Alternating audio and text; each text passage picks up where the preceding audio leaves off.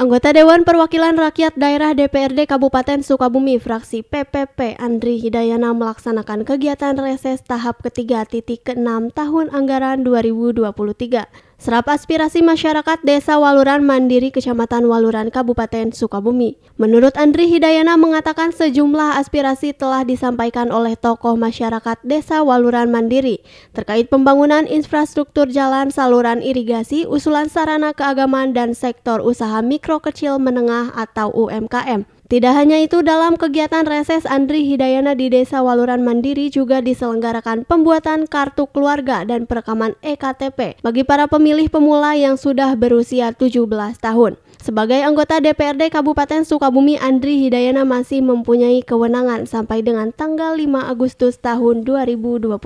Maka dari itu, semua aspirasi dan usulan warga masyarakat wilayah Dapil 6 akan terus diperjuangkan dan mengusulkan apa yang menjadi harapan dan keinginan masyarakat bisa cepat tersampaikan dan cepat terrealisasi. Hari ini saya semua DPRD Kabupaten Sukabumi semua turun ke bawah dalam rangka reses ketiga, di mana reses ketiga ini salah satu bekal kita untuk memperjuangkan apa yang mungkin harapan aspirasi masyarakat.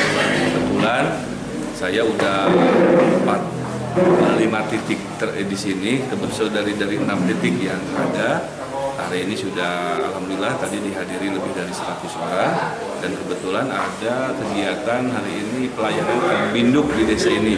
Jadi ini sebuah artinya kolaborasi yang sangat baik antara eksekutif dan legislatif. Jadi bisa saling mengisi satu sama lain. Dari Kecamatan Waluran, Kabupaten Sukabumi, Indra Sopyan melaporkan.